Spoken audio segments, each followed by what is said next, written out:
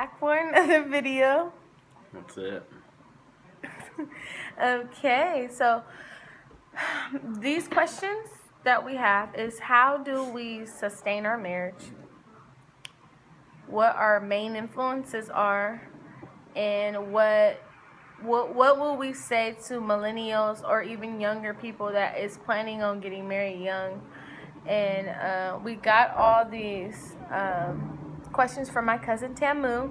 Thank you, Tamu, for tuning in on us and asking us questions. We really, really appreciate it. And Justin's going to be talking the majority of this video, so hey.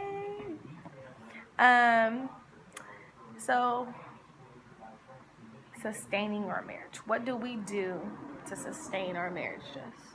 All right. So there's three major keys for us. Three major keys for sustaining our Major marriage. keys It comes to down success. to Sorry. forgiveness between the two of us, protecting our marriage, and also getting advice from our leaders within our church. And like forgiveness is a big key. It's a big key. Very big. If we didn't forgive each other, I don't think a marriage will work. Our marriage will work. We have to forgive and forget, you know what I mean? And to start over.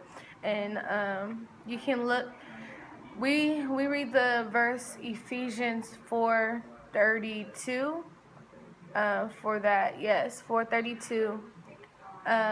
Ephesians 4:32. If you guys want to look at that, that's a verse that we always look to towards our marriage because it talks about forgiveness, and even if he forgets to put his clothes away in the dirty clothes basket, I'm gonna forgive him. I will forgive him. Or even if she puts her dirty feet on my window in my car, or her greasy head on my window and leave them grease stains on my window in my car, so can't nobody see, I forgive her after she cleans it up. Shut up! I don't clean it up. But yeah, even our pet peeves, we still forgive. And what was the second one you said? Protecting our marriage. You need that. That's the number one key right there, because if you don't protect your marriage, everybody is going to attack it. You know, after it's no longer two, we become one, and whatever God puts together cannot be separated. You know what I mean? So it's like we protect our marriage to the best of our abilities, and the scripture that we look to for that will be Matthew 19:6. I'm sorry, you guys, I don't have my glasses on and I wrote these scriptures down, but yeah, Matthew 19:6, and that's exactly, we have to do that, and we don't let everybody know what's going on in our marriage. We do not. I'm sorry, guys, you guys hear me. But yeah, we do not let everybody we don't tell. We have a lot of friends that are single, so we don't tell our single friends, what we're doing or what we're fighting on. That's not what you do. You go to your leaders in the church or whoever you look up to in your marriage, and that pulls along to our next key is that we always get advice from our leaders. Sorry, I've been talking too much. I'm sorry. Yeah, any struggles we have, we go to one of our leaders that that we trust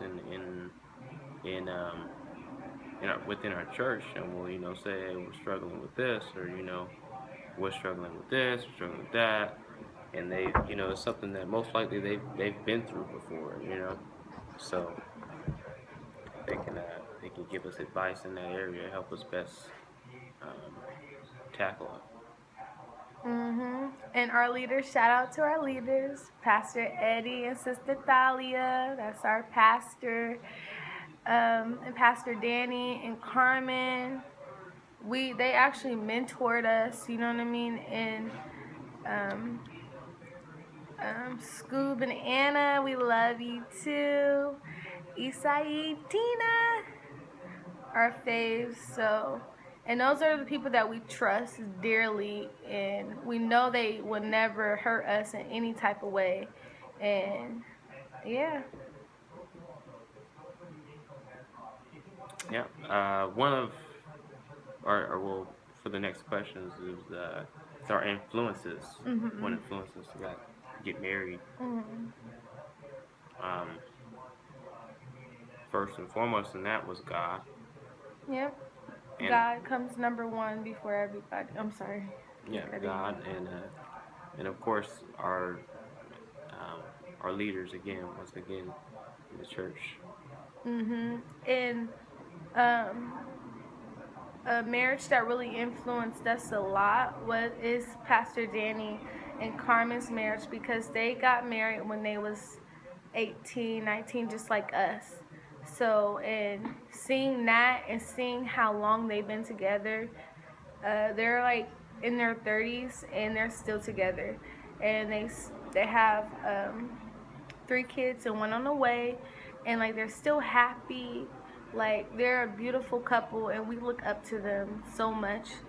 And yeah, and God is in the middle. When two people become married, like when two people get married, you get married, you become one, and God is in the middle of that. If you don't have God in your marriage, why you think your marriage might not last? You know what I mean? God is the key to our marriage, and that's linking us together. And you have anything else to add? Not really. Yeah, just our main thing was big for me was our leaders. Yeah, Yeah, and influencing me. when we stay in our word too, if we have questions, we we look for it in our word. We look in our Bible. You know what I mean? Like we read our Bible, and then whatever we might have questions in life for, it seems like God always reveal it to us that way. You know, He like I think one time I was looking at um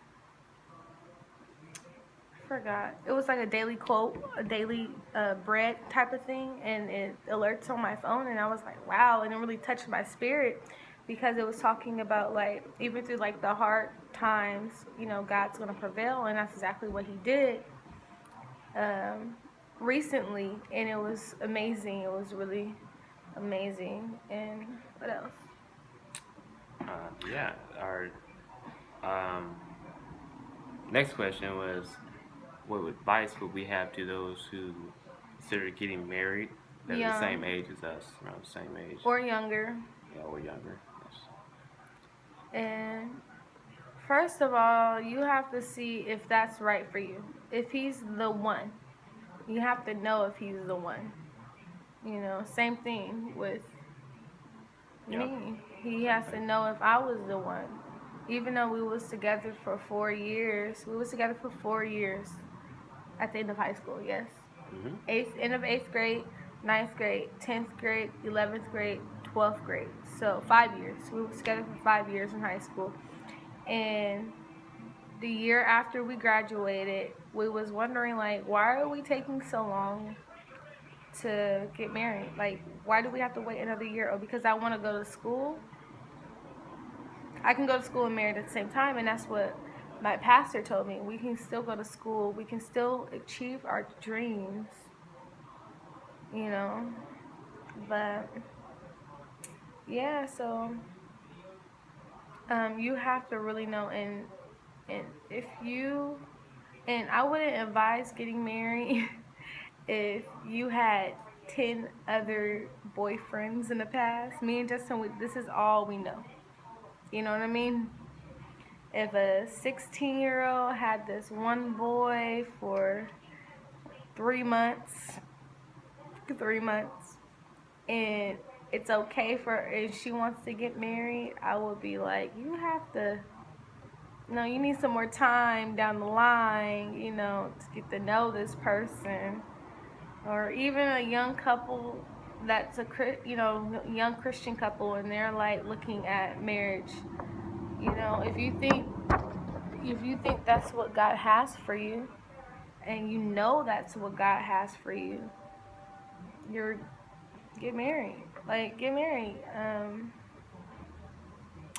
It's your opinion. It's your opinion, and it's depending on the type of person you are. On it. Some. So. Yeah, that's another thing too was between us and God, because God, well, the way He works with me is when, as far as telling me something's right or that's the way to go or whatever, He gives me a kind of a feeling of like that's like a settledness within my heart, like that's like comfort, like that's, well, not comfort necessarily, Mhm. but like it's like it's like a feeling, like that's what you need to do, not just with marriage but with things in general.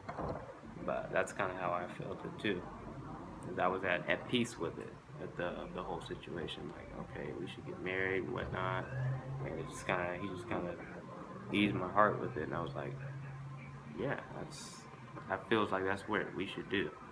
So that was another reason how I knew we should get married. Mhm. And yeah, we're gonna have more questions. We have a lot more questions, and we're gonna like answer them like next video. From you, Tamu, we love your questions, and if you have any more, send them our way. And that goes out for everybody. Send them our way. Thank you for tuning in to us today, and love you guys. Bye. Peace.